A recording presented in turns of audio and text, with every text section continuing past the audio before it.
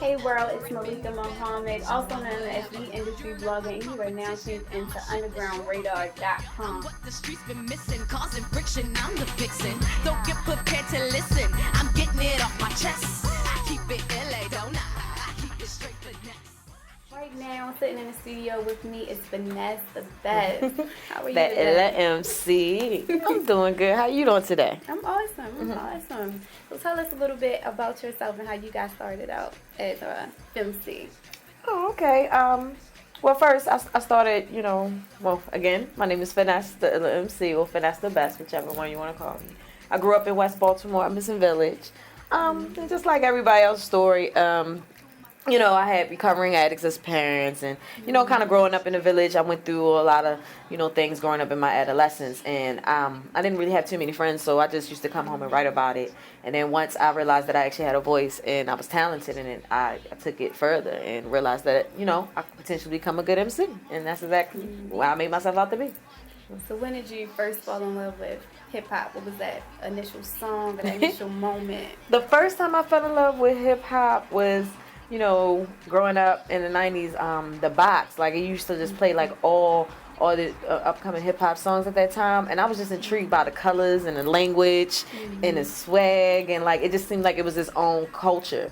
And me growing up in off the Baltimore club music, and then hearing also like the hip hop, like hardcore hip hop, like from Wu-Tang to Onyx and DMX and all of that, it was just like, wow, this seems like a type of life that I would like to get into. But I was more inspired from like Lauryn Hill and MC Lyte and the sisters, because they were just like ladies first sisterhood type of thing. And like I said, I ain't never had no friends, so I always wanted to be a part of a clique, and it just seems like hip hop was like one big genre, a big place where you could just find yourself and group up with other people that just really enjoyed the culture. So that's what I liked about it. So you grew up on the west side, Emerson Village. Yes, I did. Shout out to the west side. Okay, west side certified. So growing up on the west side, and then you say you had recovering addicts as parents. Yes. What type of things did you used to write about or come home and deal with? I would write about like the things that I dealt with in school, like the girls and stuff. And then I would just come home and write about like sometimes how hard it was to cope with that. Like if anybody that had, recovering addicts as parents, that every day of their addiction was a different day. They tend to be different people. So sometimes I would come home to no food. Other days I would come home to the gas and electric being cut off. Who knows what I would come home to. I mean, when I look back at it now, thank God I had a home to come home to. Right. But that's what kind of, set the foundation of what I wanted to write about. So I just came in, just took everything that I went through that day, and I wrote about it. And to this day, I actually still do that. I keep a daily log of what I experienced all day. So when you're writing, what's the process to, your next song or your next lyric? It has different processes. I would say now, if I already have, since I work with a producer, shouts out to Rewrites Too Nice. But when I usually get a beat, it depends, like, because sometimes I might get a beat from a producer and instantly right then and there I'll click and I'll be like, okay, I have to finish writing this, and I will not stop until I finish writing the complete song, from the hook to the verses to the bridges to ad-libs to everything. And other times I don't need a beat. Other times I might just write how I feel. So for me, it just really depends on how I'm feeling that day and the thoughts and what's really surfacing in my heart to figure out what I need to get out. So that's how I usually do that.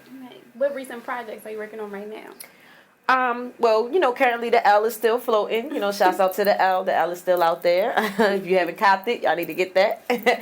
But right now I'm currently working on my next album, which is called Righteous Anger. I haven't set a release date for that. It'll probably be sometime next year. I'm excited about that because, also I have Rewrites Still Too Nice as the sole producer on this project, but I'm also working with Amaj. So shouts out to Amaj. And then I also have, working with a guy named Ambush. That's an Ambush. He's definitely got some good tracks on there. And then also I'm working with a guy named Santiago from out the county. He definitely has some good beats on there too. And then also my mixtape. My mixtape is going to drop sometime, maybe this summer, maybe in the fall. Who knows? I just got to look out for it. And that's going to be called Stillness. Because a lot of people, when they listen to my album, they say, they could hear that I'm, pretty much hip hop all day. It's all in my veins. So a couple people wanted to hear me on some more, like, I guess, trap beats or, whatever they call these beats nowadays. Like, so, but don't get too excited because I still got some old school hip hop, beats up on my mixtape as well. So, okay. So being an artist in Baltimore, how does it feel when you see everybody pretty much wants to be a rapper? How do you set yourself apart from that? It's hard.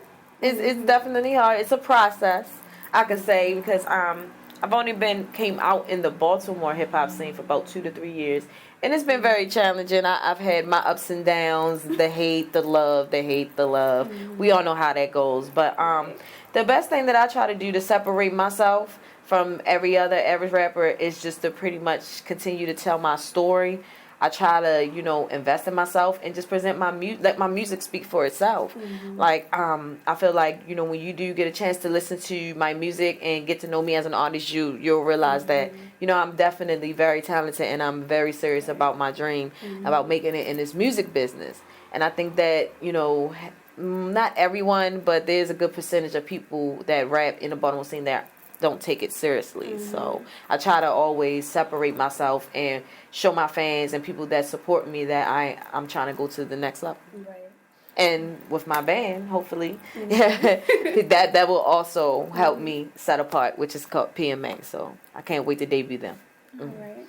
And when you do go to the next level, how are you going to, jump into the scene being a female artist? It's already hard. Yes, it's already hard trying to come up as a rapper, period, but then you're a female. Yeah. So how do you think it's going to be when you get to that mainstream level? Well, that's one thing I will give big ups to my city. My city definitely did make me strong through the things that I went through.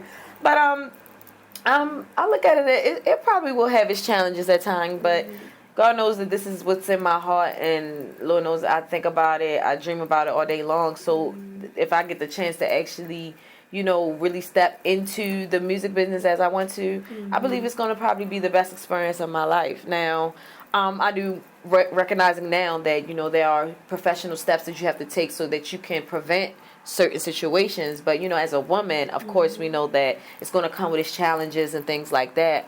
But I'm definitely trying to put myself in a position where, I can, get a step ahead, and try to dodge some of the mistakes that I've read that other artists and musicians have.